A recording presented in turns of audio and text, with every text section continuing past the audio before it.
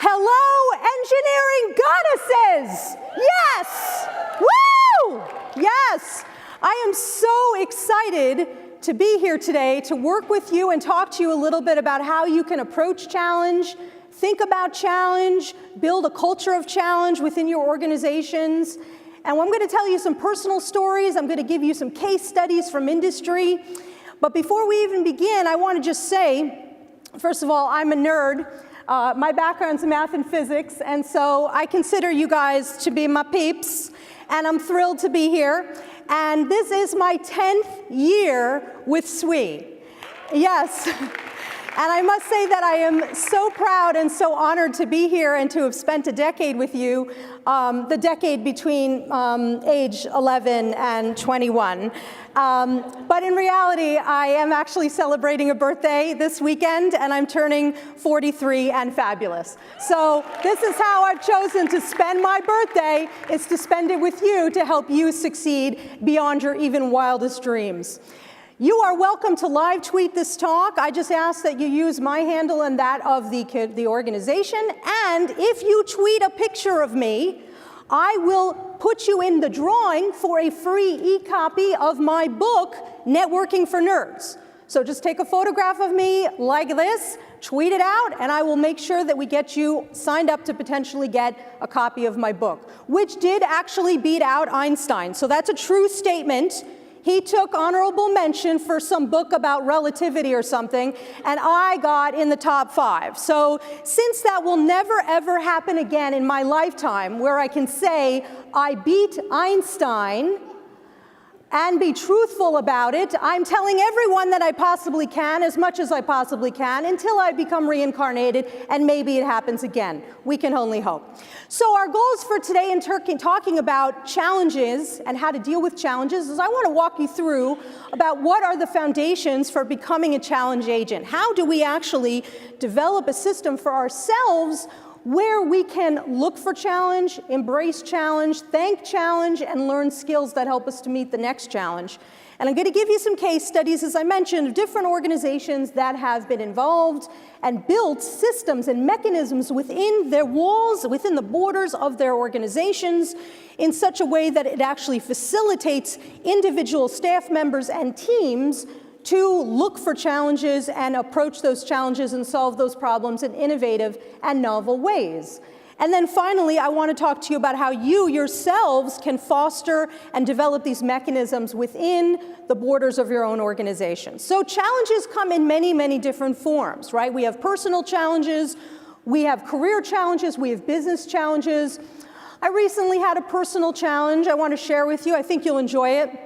So I like to talk to the people on the airplane next to me, and generally, if they're not reading about Kim Kardashian and her assets, they're usually up and open to having a conversation with me about nerdly endeavors.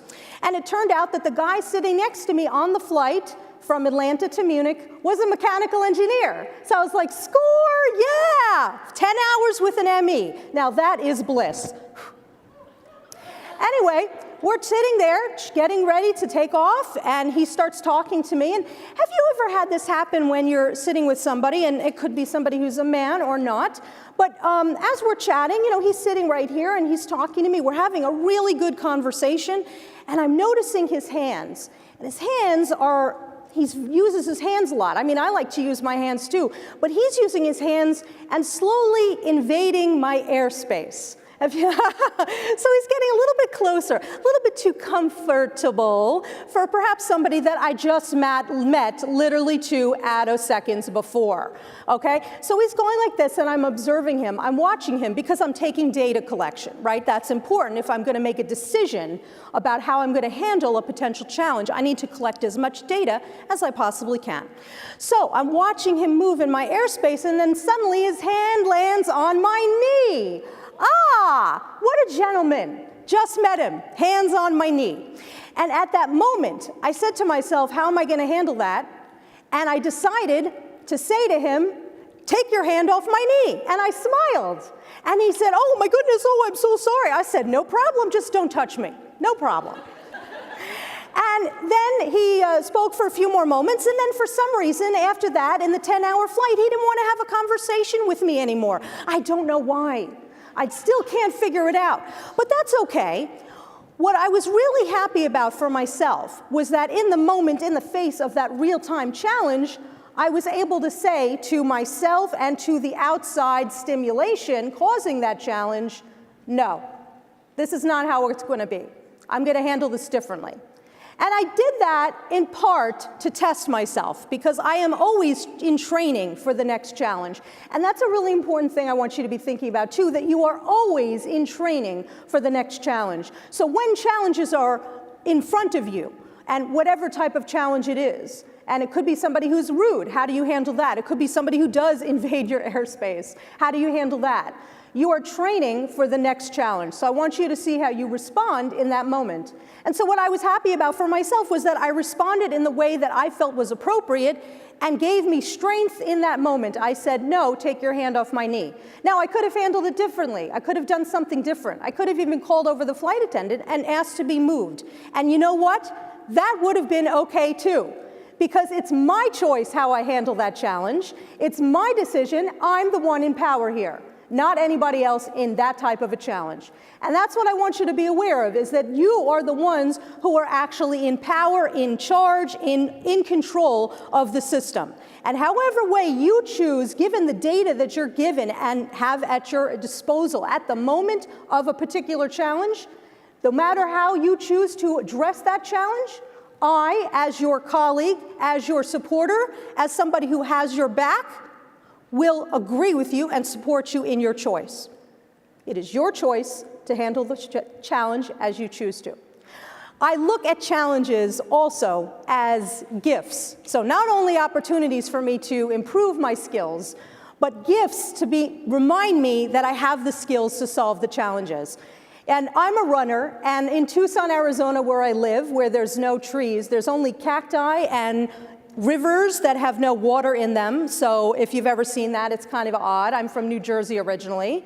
Some of you will note from my accent when we start talking later about butter, and particularly about my cousin Vito. He's the guy who did the thing at the place with the guy that we don't talk about, okay? Anyway, I like to run, and in Tucson, there's a lot of hills. And every time I'm running up a hill, instead of saying, oh God, man, this hill sucks, I say, oh God, thank you for this sucky hill, because I want to take another step up. And every step I take up that hill, whether I'm walking it, crawling it, running it, screaming about it, walking backwards sometimes, I am giving myself a present so that the next hill, which might even be bigger, is something that I can handle. And that's what I also want you to be thinking about, is that I want you to appreciate when the universe, quote unquote, presents a challenge in your path. Accept it, embrace it, see what the skills are that you have developed over all these years, what those skills can be used, and how those skills can be used to make sure that you can climb this mountain today, and then you climb a higher mountain and a bigger mountain, and perhaps an even more visible mountain for yourself and your profession later on. That's what we're thinking. Every step makes you stronger, more agile, makes you able to respond more quickly, and makes you more powerful for yourself and for your team. Now, when we think about becoming a challenge agent within our organizations and within our field, we need to think about it as if we were an entrepreneur. Now, an entrepreneur looks for problems that need to be solved that sometimes are not visible or are not aware to the rest of the population. So the way I like to think of it is this, and quite honestly, let me just give you the spoiler alert. So I'm into spoiler alerts because my background's in mathematics. I tend to be a nonlinear thinker. Now, I will give you spoiler alerts for this speech, but I promise, my solemn promise to you, is that I will not give you any spoiler alerts for Mr. Robot, okay? That would be unfair, okay? So I'm not going to give you any spoiler alerts for Mr. Robot, Westworld, or Law and Order, SVU, okay? And you agree that that is a fair thing for me to do. Spoiler alert, idea here is that I want you to be stronger, more agile, and think about what it is that you can bring to provide it, looking at challenges, identifying challenges, and guess what? Engineers, engineering goddesses of which you are the ones who actually are able to identify problems faster and better and more efficiently than the rest of the population. because that's how you've been trained, that's how you've been educated, that's the type of problems that you've been solving. It's all about identification of problems. So this is how you think about it.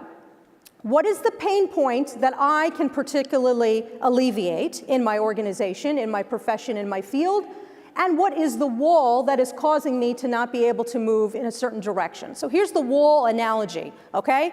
See, most people, when they walk down the street, they walk down the street because literally there is a path in front of them. I mean like an actual sidewalk with borders to it. And maybe on this side of that path, there's an actual wall, okay? So we walk down the street and we don't go over to the right because we can't. There's a border that's stopping us, but we don't even go to the left because the end of the sidewalk is here and we're not going to go off the sidewalk.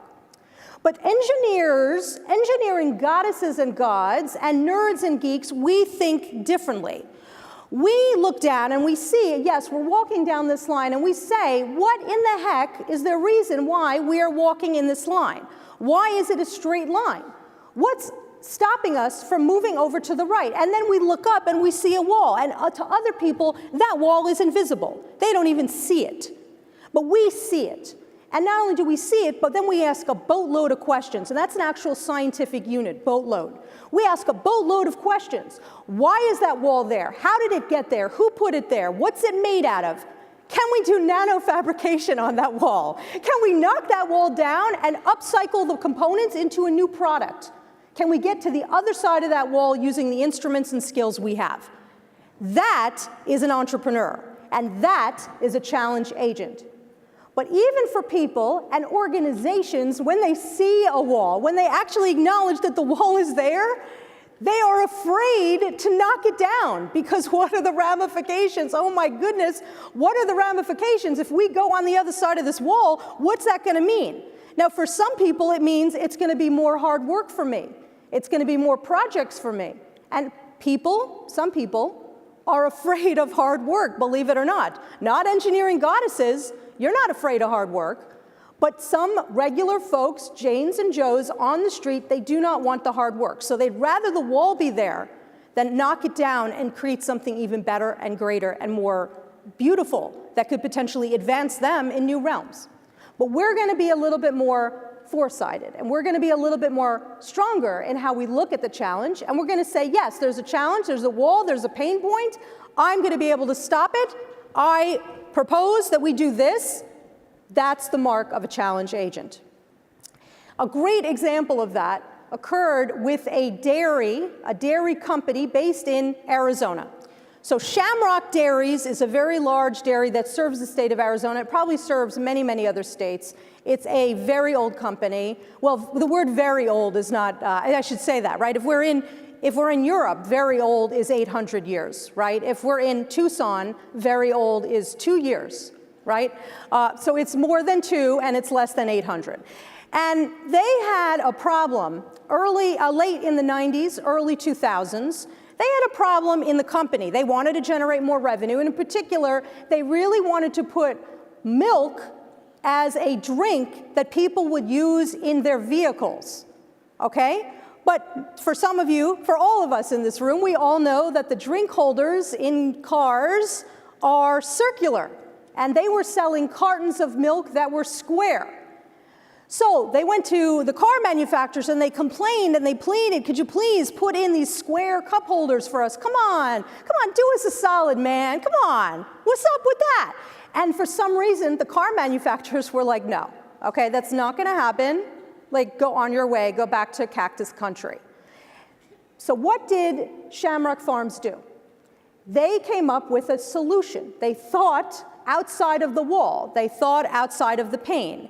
And they said, if we can't change what the cars are doing, why in the heck don't we change our packaging? And they created an entirely new category of circular, cylindrical bottles of milk that you could then buy at like the different convenience stores and gas stations while you're doing your road trips.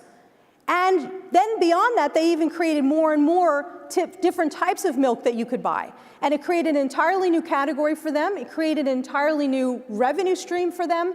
And my guess is that there were many other industry leaders in this particular industry that followed suit after them.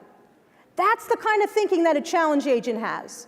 They don't say, why can't we do this? We're going to cry in our flan. They say, no, why can't we do this? We're going to go back to the drawing board and we're going to do something about it.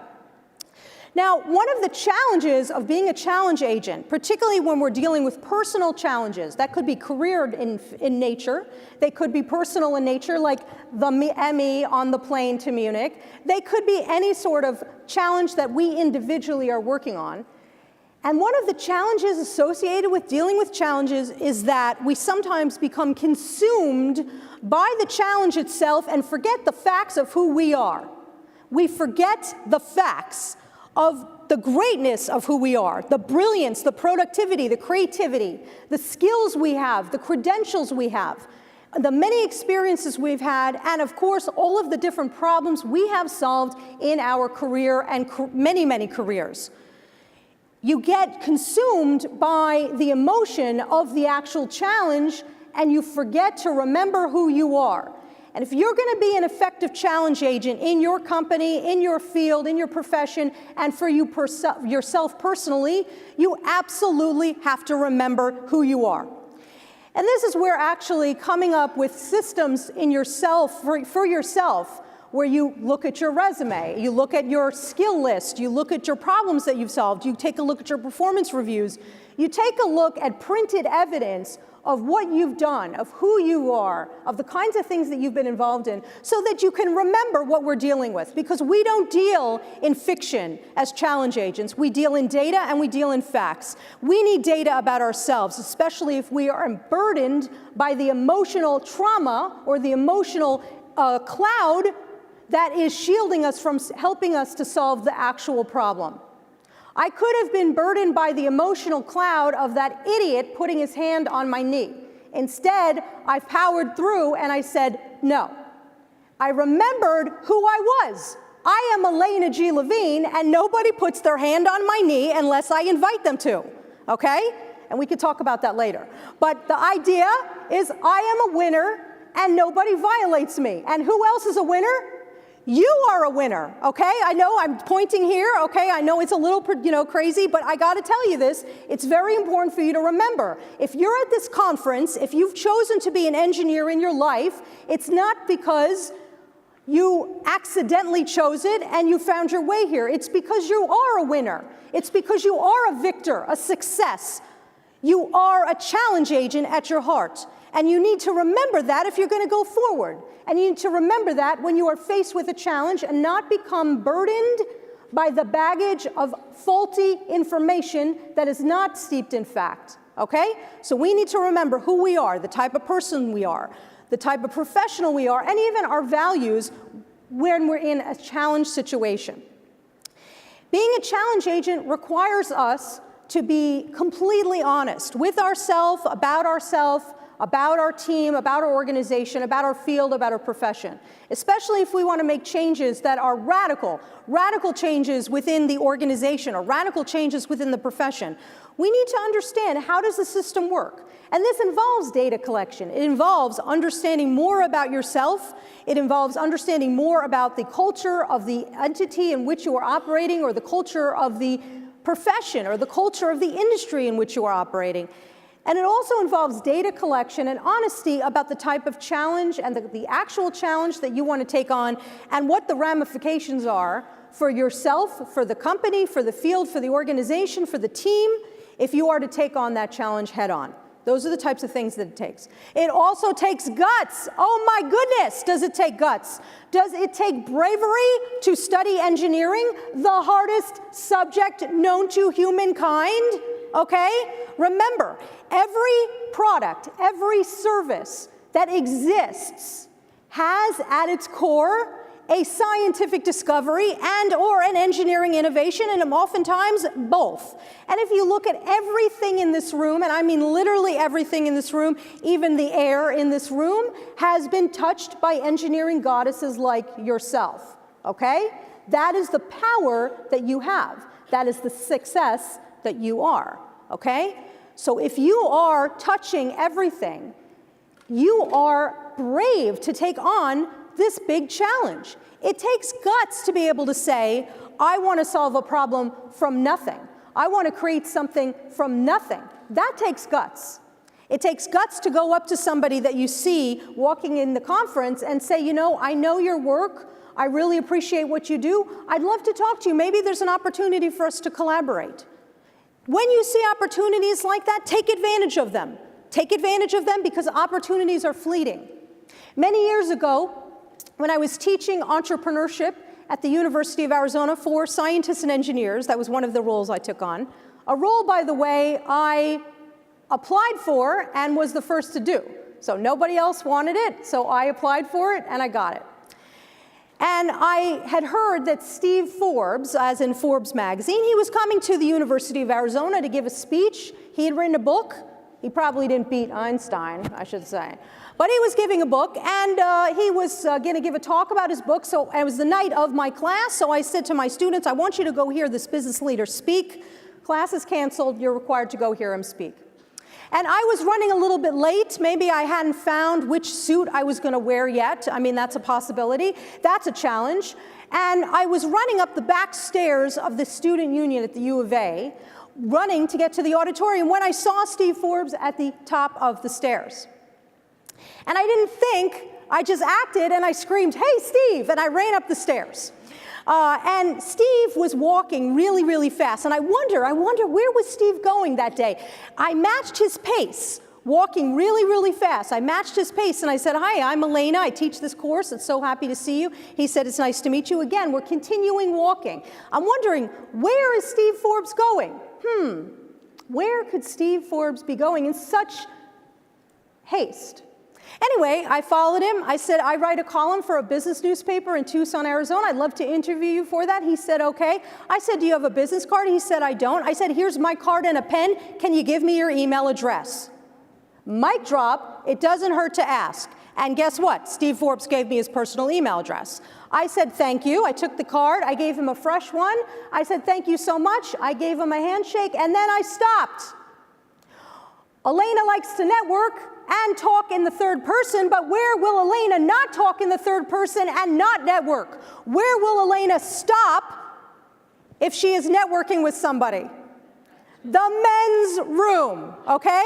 So gentlemen, you are on notice. Good, lucky for you. I will not follow you into the men's room to network with you. But ladies, oh my goodness, ladies, we will be having some good networking, especially while we're waiting online to use the ladies' room. And I have actually gotten jobs from talking with people waiting online to use the ladies' room. So what I mean to say here is have the bravery, have the guts to take advantage of the opportunity to meet a challenge, to meet a challenge agent, to address a challenge, to meet somebody who could change your life, or to take the plunge and actually do something unique.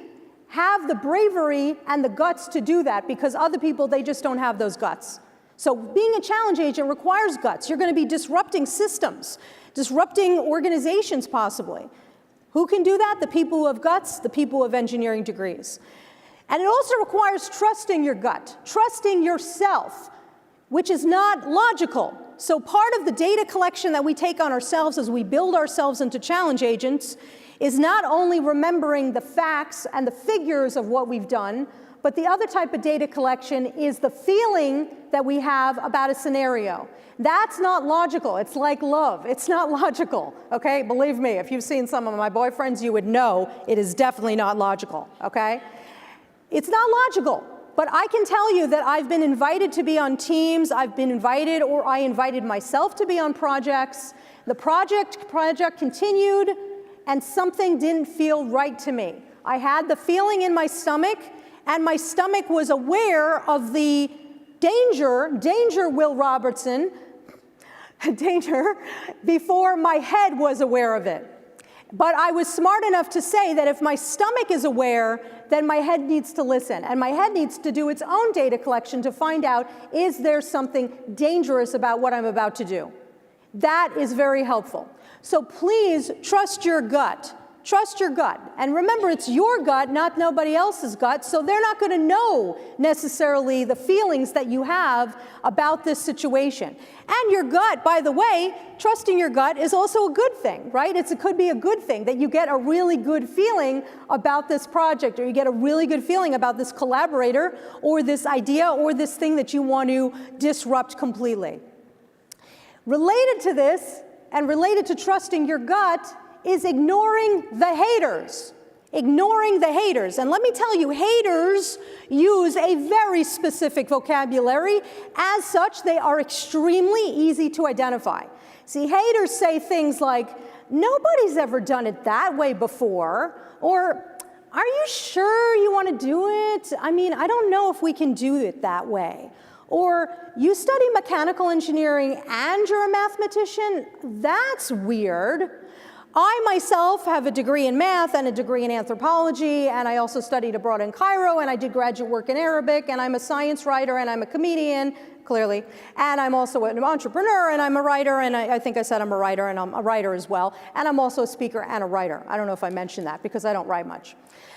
I do all these things, and I can tell you, I cannot tell you, in fact, how many times people have come across my path saying, you can't do all those things. I mean, I interviewed for a job once as a writing, editing position. I didn't get the job.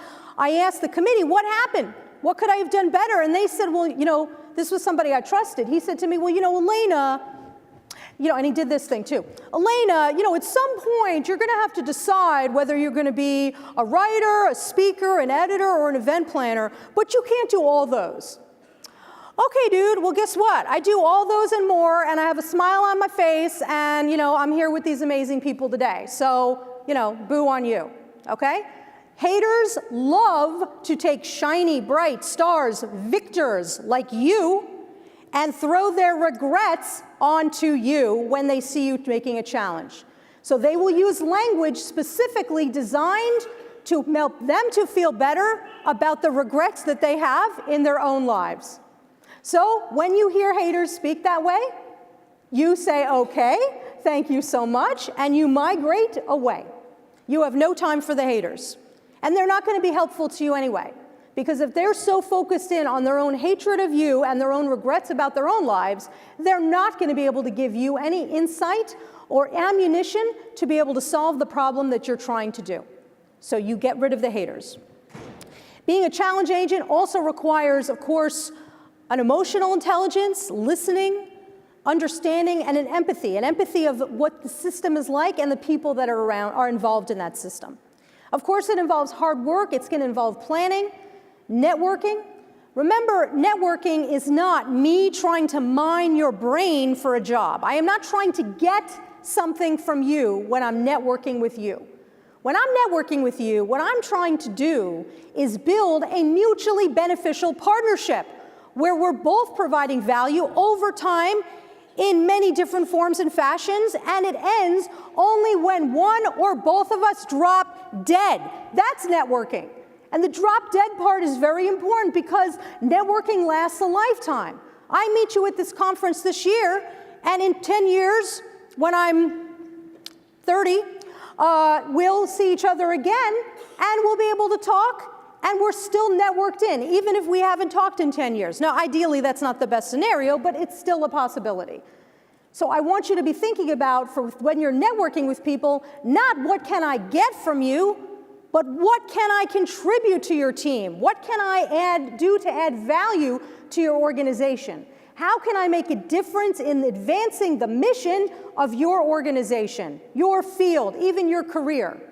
When you approach networking with that mindset, not only do you build stronger collaborations, but you also create a foundation of a team that can help you when you are dealing with challenges. Because believe me, when you are a challenge agent, you need a diverse mind field, and I'm going to talk about that in a moment, a diversity of people of different backgrounds, different ages, different generations, different expertises, different industries, who you can call upon, who can give you new perspectives to help you solve this problem in a new way.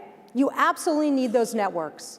So don't stop networking just because you have a job, or just because you don't think you need a job, or just because you think, I don't have a problem today. Tomorrow you will have a problem, and you will be able to access your diverse networks to help you solve that problem in a really significant way. You also are going to be thinking about what's the bigger picture? What's the bigger picture for myself? If I'm going to be a challenge agent, if I'm going to solve this problem today, how is that going to influence my career plan, my professional goals, and what's it going to mean for my company, my organization? It, of course, requires negotiation skills, right? Because I might go into my boss and say, I have a really great idea, and she might say, okay, but we don't have the money for that right now. And I have to negotiate with her, and I have to find a way to see where we can get those resources so that she can, and we can, approach this challenge and solve this problem. You know, I mentioned about the idea of running up the hills, and a colleague of mine, Betsy Cantwell, she's a PhD ME, and she works as a vice president for Arizona State University, and that's going to be one of the case studies that I'm going to be using in a few moments. Are there any ASU folks here? No? Okay, are there any University of Arizona folks here? No zonies whatsoever? Oh my goodness, okay. That's okay, we can talk more about sand later. What Betsy told me when I asked her about, like, how do you become a challenge agent? Because ASU is now one of the largest public universities in the country, if not the world, and I'm going to give you some facts and figures associated with them in a few moments. But I said, how do you approach challenge in such a big university with a huge budget, and you're looking to do even more? And her statement was, we invite challenge. We welcome challenge. We want challenge, because when we have challenge, it stimulates us to think about not only how to solve that challenge, but actually how to solve other challenges, how to see other challenges that might not be seen yet. When you develop the skills of seeing those walls, you start to see many more walls. That is a skill. That's a training that you give yourself. So I'm going to appreciate that challenge and what it's going to teach me, and I'm going to have an appreciation for myself. Self-care has been a subject and a topic this week at this conference. I am going to give myself self-care, and I'm going to say, you know what, Alaina, I'm doing a pretty good job. I did the best job that I could at that moment, in the right experience, in the right moment. I did the right thing that I could. And I could learn from it. I could think about what I can do better, but I'm going to recognize that I'm only a human. I will make mistakes, and I'm going to give myself a break. I mean, I'm a human, but there are people that you will interact with that aren't humans, right? Haters are border. Like, some of them are not humans. They're more on the zombie edge, okay? But I'm going to give myself a break, and I'm also, because of that, and I'm going to appreciate myself and remember who I am and remember who you are, and I'm going to give myself the opportunity to be flexible and adaptable in my problem solving. Now, there are common themes that I've noticed in organizations that foster organizational challenge agents, and I want to walk you through some of these. This is very interesting because I was interviewing a number of different leaders in different companies and universities to ask them about the cultures they have where organizations are able to foster challenge agents. And by the way, the idea for this entire speech and this movement that I'm hoping to build of victors who are going towards becoming challenge agents and growing challenge agents and paying it forward to build an army of challenge agents actually came from an article that I wrote about 1.5 years ago. So I wrote an article for Science Magazine, and it's a cute title. I think it's cute. It's called Search Results, Careers in High Tech. And it was an article where I interviewed a number of PhD engineers and scientists who work for a number of different types of high-tech companies. And one of those people was somebody that I went to high school with named David Evans. And David Evans is a brilliant guy. He has a PhD in computer science and computer engineering. He's very interested in machine learning. He has also been very, very interested in Japanese culture and Japanese language and Japan since he was knee-high to a grasshopper. In fact, did his postdoc in Japan and now works for Amazon Japan. And we connected via Facebook, so thank you, Facebook, for creating such a wonderful way to connect. And I was asking him a little bit about his job. What do you do at Amazon Japan? And he's on the search team. And he was able to, he continues to improve the search capability for Japanese speakers who are on Amazon Japan using both his computer science and engineering background and his knowledge of the Japanese language. So it's a very interesting collection of skills. I said, could you tell me, for this article, I'd love to hear about a project that you worked on recently that was interesting, that you're proud of. And he starts to tell me about a project that had nothing to do with his division, with his department. Dave tells me that he saw that there was a problem with how products were announced on a certain day in Amazon across the world. So on a certain day when there's like the day when they announce that this particular product is going to launch, maybe it's a Taylor Swift CD, maybe it's, I don't know, a book of some sort, like maybe Networking for Nerds, maybe that could be. They have it trying to synchronize it so that everywhere across the world, everybody knows where it's going to, on the date and time when it's going to actually be launched. But it turns out that it wasn't that simple, that there was something wrong with that system that did not make it as streamlined as it sounds like it would be. And Dave saw that as a problem, and he took ownership of that. Amazon allows its employees to say, I see a wall, and I want to knock it down and be the one who helps to knock it down. He was able to take ownership of that problem. It had nothing to do with search capabilities. And he assembled a worldwide team and worked on it, I think, for at least a year, in addition to his own work, and then was able to essentially, he called it replumbing the entire system to be able to get it so that now everything is totally synchronized and perfect, so that if you are going to be getting the Taylor Swift CD in Japan, you will know that it's going to be midnight in Japan versus like another time zone versus another time zone. This was something that was not in his scope. It was not part of his job responsibility. It wasn't even part of his formal performance assessments, but he had the power to be able to identify it, take ownership of it, and become a challenge agent in the company, and ultimately serve the customer better. And that's what the company wants its team members to do.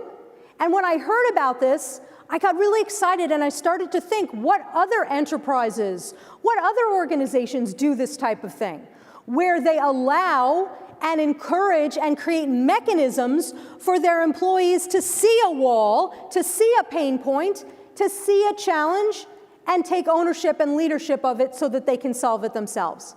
That's where I got this idea for this talk. And it turns out that many, many, many enterprises are like that.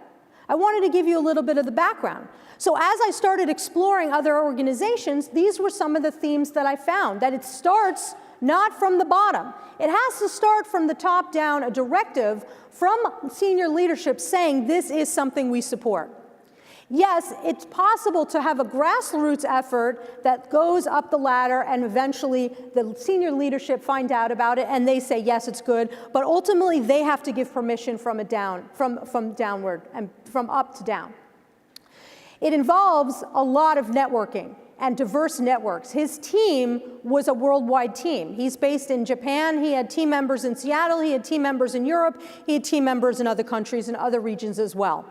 It involves extensive diversity and inclusion. And I'm going to talk more about that in a moment, but let me just preface this and give you a spoiler alert that you cannot be an effective challenge agent if you do not encourage diversity and inclusion within your organization, if you do not embrace diversity and inclusion within your organization, within your profession, and within your own life. How can you possibly get new perspectives, new ideas, new inspiration to solve problems if you do not have a diverse network of people that you can talk to about it? If everybody is literally the same, robot after robot after robot, and not even the cool kind of robot that like gives you like a meal like out of their stomach, but like a boring robot, right? Maybe they don't even have a face. How is that going to help you solve a problem? We need robots with faces and stomachs that deliver food, as well as other types of people, okay? So diversity and inclusion is very, very important. We need to have specific mechanisms within the organization that allow for the suggesting, the proposal process, the deciding, the pursuing, and the investing in these solutions to these different problems. We need to have access to the diverse minefield. We need safety. We need safety. Your team members, your employees, your colleagues need to know that if they see a wall, and if they say there's a wall, and they want to knock that wall down, that they're not going to be fired, that they're not going to have a bad performance review, that it's not going to work against them. They need to know that it's safe to challenge the status quo. And this is a theme that I see in many, many organizations who have successfully grown challenge agents within their borders and have successfully created mechanisms for series of challenge agents within their teams. We also have to have those challenge agents and the work that they do, particularly the work that they do outside the realm of the responsibilities of their job, tied to their performance reviews. We're going to talk about that more in a moment. And then finally, we need allocation of resources. It's not enough to say, you know what, this is a great idea. I'll see you tomorrow. That's a great idea. Let's talk about it in 6 months. That's a great idea. Let's talk about it in 10 months. Let's talk about it in 10 years. Let's never talk it again. Put it in the suggestion box, and maybe we'll use that for scratch paper when we're deciding who's going to go get the bagels next week. It's not enough. We absolutely have to have allocation of resources. We have to be able to say, you know what, there is a fund that will specifically support this. And I'm going to give you examples of companies that have done that. Now, I keep mentioning the diverse minefield and the connection between diversity and inclusion and innovation, and I cannot overemphasize this enough. And of course, I get that at the Society of Women Engineers, you understand the importance of that. But believe it or not, there are people that still do not. So we need to make sure that they do understand that innovation is absolutely tied to and is stimulated exclusively by diversity. So what we have in front of us when we're networking and when we're interacting with people from different walks of life, we have access to two types of pools. One is what I call the diversity of ideas, and this is actually coming from the interactions that we have with different people from different places, they're living in different regions, they've grown up in different countries, they've studied different subjects.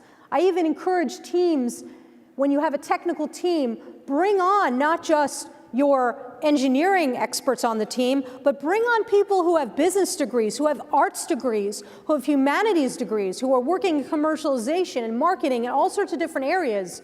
Bring them onto the team because you never know what idea you're going to get. That's the diversity of ideas. And then related to that is this what I call the diversity minefield, or the diverse minefield. And this is the collection, the aggregation of all the diversity that we have access to, which we use as a platform for stimulating innovation. So the diverse minefield is one of our most precious resources, and yet we generally do not make the best use of it. But if we're going to knock this wall down, we're going to need somebody who understands materials, we're going to need somebody who understands construction, we're going to need somebody who understands the culture of this community, where this wall is going to fall, what is that going to mean to the people? We're going to need somebody who knows communication so that we can communicate it to the team, communicate it to the community. We're going to need somebody who understands civil engineering, somebody who understands mathematics, somebody who understands microbiology, because there might be some things on that wall that we don't want to ingest, okay? We need this diverse mind field. We need this diverse team. And this diverse minefield is active, it's dynamic, it changes in real time, it's continuous, and it's constantly giving you resources to solve your problems in new ways. You are both a participant and a recipient of the benefits of it. And the system changes because you are in it. It's very interesting. So now I want to give you a couple of examples of different companies that have really invested in becoming challenge agents and serving challenge agents and creating systems so that challenge agents can thrive and ultimately provide an amazing return on the investment for the company. Because of course I recognize that when we talk about challenge agents within the borders of an enterprise, we are talking about people that are staff members whose goal it is to cut costs, increase sales, and build more customers, attract more customers. In other words, we are in service of building revenue. So I get that. So what are the challenges that we can face, and what are the challenges that we can acknowledge and address that could potentially help us to serve that need? So let's look at a few organizations that have built mechanisms that specifically allow that and have been successful with that. So I mentioned Amazon, of course, and they really do foster employee ownership of diverse challenges that foster innovation. They recognize the connection between innovation and diversity. They support it, they celebrate it, they put money in it, okay? And they allow individual employees to assemble teams as needed to knock down the walls. to replumb the system to be a challenge agent. I love that concept of that they can actually have the autonomy and ownership of the problem if they want, and they can work worldwide. Now, I was talking with somebody, talk about networking. So networking, I'm so interested about networking because people think, oh, there's so many people on the planet, but you know, there's actually about 6 degrees of separation from each of us, and which means we're connected to every other person on the planet by no more than 6 degrees. And I was sitting down yesterday, enjoying my lunch from the food truck, and I was sitting down next to somebody whose name tag said Amazon, and we started a conversation, and I said, you know, can I just ask you a question? I'm going to be speaking about Amazon. And in fact, my friend works for Amazon, and she said, oh, really, who's your friend? And I said, Dave Evans, and she said, what? Dave and I work together. So she knows Dave Evans. He's in Amazon Japan, and she's worked with him on teams. So I thought that was so amazing. Small world, right? And SWE, even smaller. And your engineering field, even smaller. And it just goes down and down and down until we get a system that is literally atometers wide, okay? That's how we're dealing with. That's what we're dealing with here. So as I spoke to her, she was telling me a little bit about, she was echoing what Dave had told me about taking ownership of challenges within Amazon.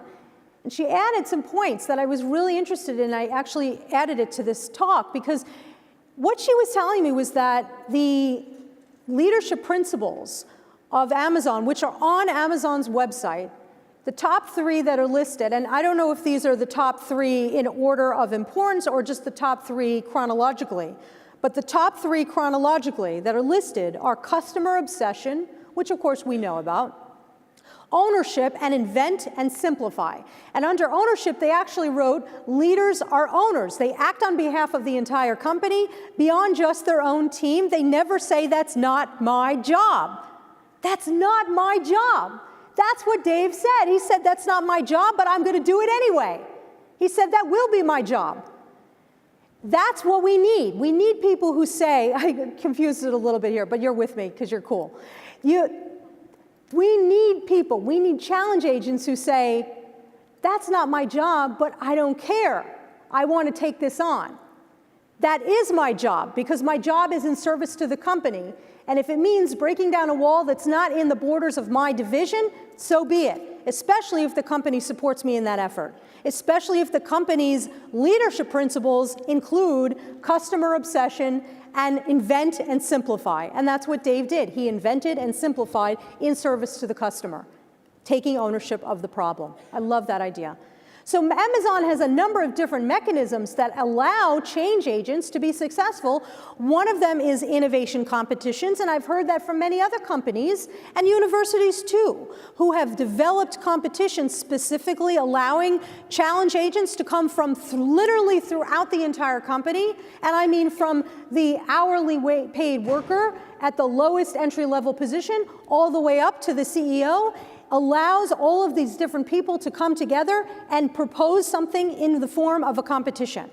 But Amazon also has another mechanism which was interesting to me in that their proposal process in how individual employees can submit a proposal for a challenge that they want to take on is partly fueled by something that they have to do, which is a press release. They have to write a press release.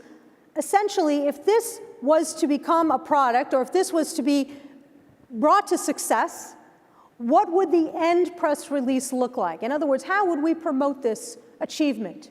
That's what is required to propose a challenge that you would take on. And you know, that's a really clever thing to be thinking about and is actually applicable to all aspects of our career development and, quite frankly, to anything that we're looking to do in terms of solving a problem. When we look to do and solve a problem, whatever it is, when we are trying to engage a team and do something better, differently, more efficiently, maybe with less money, with less of a footprint, when we're trying to make a change, we should say to ourselves, what is the end goal that people will be excited about? If we were going to promote this, how would we communicate that? Write a press release for yourself, for your own career. Write a press release for yourself. What is the end press release going to look like? What a clever idea. Love that. So Arizona State University, as I mentioned, ASU is a huge university. I live about 2 hours from ASU. I had no idea the extent of what ASU is doing in terms of innovation. I knew that they had brought in a new president a few years ago, about 10 or 15 years ago. Michael Crow became president of Arizona State University. And in the process of becoming president, he knocked down silos, he created interdisciplinary schools, he created all sorts of systems that allowed for challenge agents to thrive. And accordingly, he hired team members, very talented people, and fostered talented people to foster challenge agents. And one of those people is Elizabeth, or Betsy, Cantwell. And as I mentioned, she's a vice president of research development at ASU, and she has her PhD in ME. And Betsy was telling me, of course, if you look on their website, they have about 100,000 students. In their FY17 budget, we're talking about $2.4 billion in revenue, and they spent about $500 million, which actually seems a little low for ASU, in research in the last year. So we're talking about a billion-dollar company, more than a billion-dollar company spread out over many, many, many acres in the Phoenix Valley. This company, this university, they foster a culture of not only challenge agents, but they foster a culture of permission to look for challenges, permission to take on challenges. And Betsy was telling me our stovepipes are porous at ASU, and I loved that metaphor. In other words, we get an idea over here, if we don't think that we could potentially solve it, or if we think it might be better suited for this unit, we will pass it along. We will give it to this unit because if they can do it better, that's better for all of us. So we may propose the challenge, we may identify the wall ourselves over here, but we're going to look for ways to get it done better, so we're going to give it to this other unit. Love that concept. So they do a hands-off of projects if it's more appropriate for another unit, and they share resources, and they even do this in real time. So we're talking about resource allocation, extensive project management, and they hold back a portion of their budget specifically for these great unknown ideas that may come up, and may come up literally in real time in a meeting. You know, one of my things that I do a lot is I get ideas from a lot of different places, and I get ideas from talking to different people, which is why I'm so excited about diversity in particular, because I talk to a different person, I get a different idea. I talk to a different person, I get another different idea. And one of my, I guess you could say my characteristics is that if I get an idea, and I get an idea from you, and I get an idea of how we could potentially collaborate, I'm going to share that with you very quickly. It might be even in real time. And I call this my vomiting of ideas. And I'm sure you've had this vomiting of ideas yourself, where you meet somebody and you get really excited, and then suddenly, before you know it, you are literally throwing up words in their face. I got an idea, I could do this for you. That's how I got an opportunity a few years ago. Actually, it's how I've gotten quite a few opportunities. I meet people, I get an idea, and I just say it, and they're like, that sounds interesting. Let's have a conversation about that. I was at a mixer for public relations professionals earlier in my career when I did a lot more PR, and I saw an editor of a magazine in Tucson, Arizona, a business magazine, and I went up to him just to introduce myself. I legitimately only wanted to say hello, but by the time I got up there, I had an idea for a column, and I said, I'm Alaina, and I think I should write a column for you about public relations. What do you think about that? I just vomited it in his face, an idea. And he said, interesting.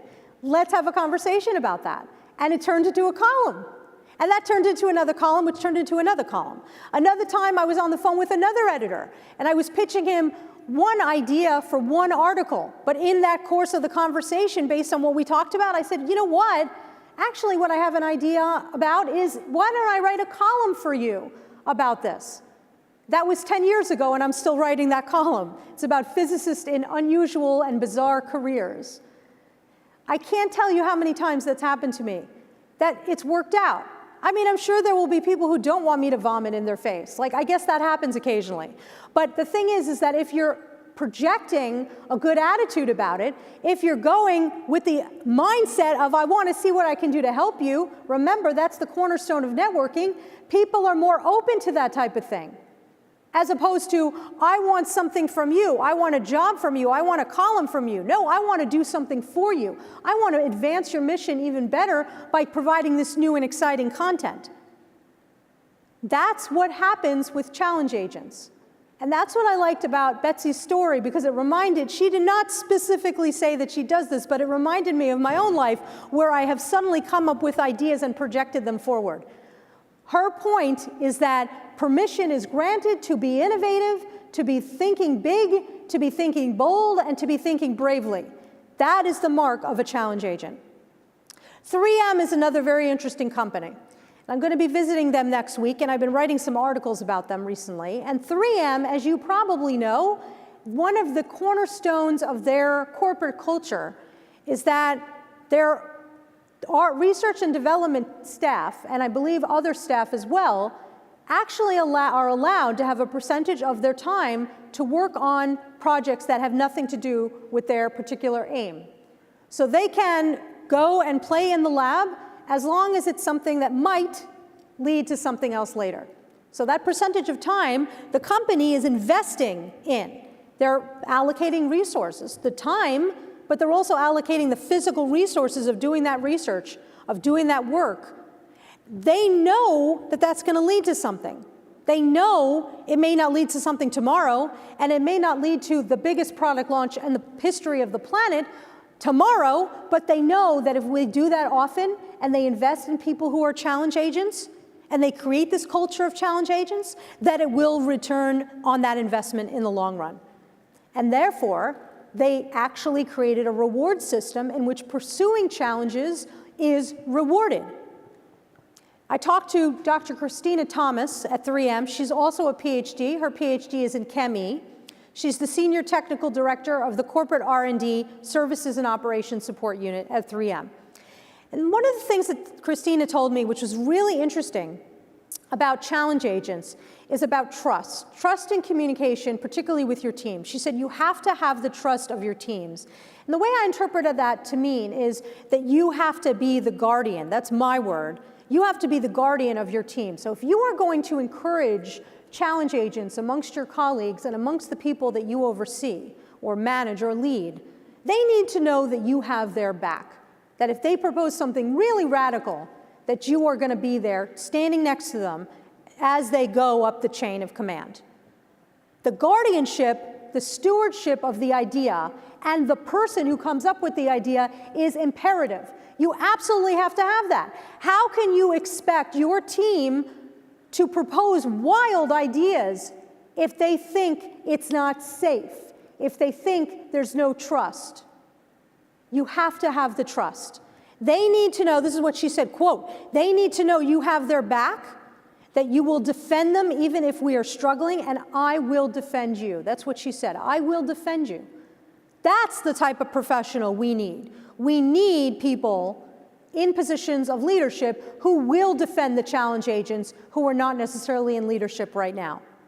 So what 3M does is they also know that their team members who are humans will occasionally make mistakes. And if so, move on. Learn from the mistake, gain knowledge from the mistake, get a lesson from the mistake, and then get the heck out. Okay? That's fine. But the organization itself is willing to take the risk. They're willing to take those mistakes because they are willing to see what else the team could potentially do, how else the organization could potentially prosper if they're encouraging these challenge agents. But you must have patience with your team. That was something interesting that Christina told me. You have to have patience because it won't necessarily come tomorrow. The answer doesn't necessarily come tomorrow. The solutions don't necessarily come next week, and they're not easy necessarily to find. So you have to have patience and trust in your team, and recognize, as we've been saying, that not everyone will see that wall, that problem. And if that's the case, then we might have to educate them. Those are my words. Now, at this conference, I was migrating, getting ready, getting excited for the hospitality suites last night, getting ready for a 17-course meal as I migrated from room to room. The highlight of my year, that and trick-or-treating at the career fair, which I'm sure you do too, because that's the only reason to go to the career fair. No, I'm just kidding. But I happened upon a couple of representatives of the company Newell Brands. And I had not heard of Newell Brands, but I had heard of their brands. They do Yankee Candle, they do Sharpies. Any other brands that Newell does that you guys know? They do Ex Officio, they do Marmot, so they do hunting and fishing and camping activities, and then they do pens, and then they do other things too. And I took a look at their website. I was talking to a materials scientist, a materials engineer who was working for Newell, and she was telling me about all the different things that they do at the company, and she's in particular working in the fishing division, designing new types of fishing equipment. And I was like, wow, that is a cool career. Like, you know, they don't necessarily teach you that when you're getting your master's in materials science, that you can go and get a job designing fishing equipment. And I said, tell me a little bit about how the interaction occurs between the different brands, the different members, the professionals in the different brands, and the other brands themselves. And she said that the teams are encouraged to talk across brands. So the Yankee Candle folks are encouraged to talk to the Sharpie folks, who are encouraged to talk to the Marmot folks, who are encouraged to talk to the Ex Officio folks. So if somebody, let's say, in packaging had a question about how they could package something a little bit better, they might go to the tent division and say, could we talk to the people who do the tents and how they pack and fold the tents, because that could give us insight into creating a packing situation that's better, that's more efficient, that's cheaper, that's a better experience for the customer. Free flowing of ideas. I asked her, is it like consultants? And she said, it's not exactly like that, because I was interested in that because, of course, I've heard of companies that have free-floating technical consultants available for the company. A lot of R&D divisions are like that, where if you're working on a product team over here, you can go to R&D and say, you know, we want to see if you have somebody who does nanofabrication, because we're looking at thinking about adding that to this product. Could we bring somebody on the team from your team into our division? That happens a lot. But what she was saying was that it was more of an open discussion, an open free-flowing idea, a free flow of ideas that go back and forth between brands, which is very interesting because it's such a diverse number of brands that we're talking about. And what she also told me was that the senior leadership, they don't have to be involved. In fact, she was saying that her vice president said something like, you know, don't call me, I don't have to be involved, you make the phone calls. So top-down permission to be a challenge agent, to engage other staff across brands, no matter how unusual or diverse it may seem. So what can you do to grow and foster challenge agents within your profession, within your teams, even within your organizations? We're going to develop specific pathways and protocols similar to the types of mechanisms I've been talking about, so employees can communicate with leadership from the bottom up and from the top down, so that people know that this is a need within the organization and that they find ways to do this. And we're going to launch and support metrics within the organization and within the employee assessments that reward interactions, that reward projects, that reward challenges that are approached and met, and the productivity associated with that, all of which stems from the diverse mind field. Reward interactions with the diverse mind field. In other words, encourage unusual teaming arrangements, encourage teams to be inclusive of people from very unusual combinations of subjects, or people from different cultures and countries and who speak different languages, and so on and so forth. Encourage all employees to think intrapreneurially. So that means, yes, we're entrepreneurs. When I say entrepreneur, we're looking to essentially start new businesses, but I put that in quotes because we don't physically have to start a new business, but by being a challenge agent and by knocking down a wall, we are essentially starting potentially a new business, creating a new product, creating a new service. That's what you need to be thinking about. We're also going to create informal and formal networking opportunities, events, experiences that allow STEM and non-STEM employees to interact with each other. So that fosters and grows that diverse mind field. We're going to help employees understand the language of technical problem solvers and vice versa. Being able to speak your language, if you are not an engineer, is going to be imperative for me to be successful as an engineer if we're going to work together in this company. If we're going to knock down that wall, if we're going to create a new product, if we're going to create a new completely disruptive division, I need to be able to speak your language and vice versa. So create opportunities so that you can learn that language. And coach all employees to aid in the improvement of their communication practices so that they can get better and better at this. Create, support, and promote leadership development within the form of councils or organizations, employee resource groups that build leaders from the diverse mind field, that encourage cross-teaming, cross-functional teaming arrangements, hone different types of business and communication skills, and foster opportunities to engage with the senior leadership. Even think about creating cross-functional colloquia or speaking or speaker series within your organization so that if you're in this particular product team, you bring in somebody from outside to give a talk about what they're doing. I've heard of many companies that have innovation conferences within the borders of the company that allow for that type of thing, and they've had really terrific results from that. Create mechanisms for the actual challenges to be identified. Support your employees when they do see that pain point and empower them to challenge the status quo. Clarify that the issues of risk that we're dealing with when we're taking on new challenges, the risk exists. Understand what that risk is and see if there's a way to mitigate that risk at all possible. Put it in the performance reviews. Invest in those resources as we've been talking about. Offer professional development so that we can build other skills. Support that in that networking. I even heard from a colleague of mine this idea of walk-in talks where people get together and they go for a walk or they just go and sit down for a cup of coffee for 10 minutes or a half an hour, but it's pairing up people from diverse backgrounds, diverse experiences, diverse corners of the company so they have that face-to-face time. And we're going to make challenge agent and entrepreneurial activities a part of the culture of our organization really by tying it to performance, as I've said it before. So in summary, challenge agents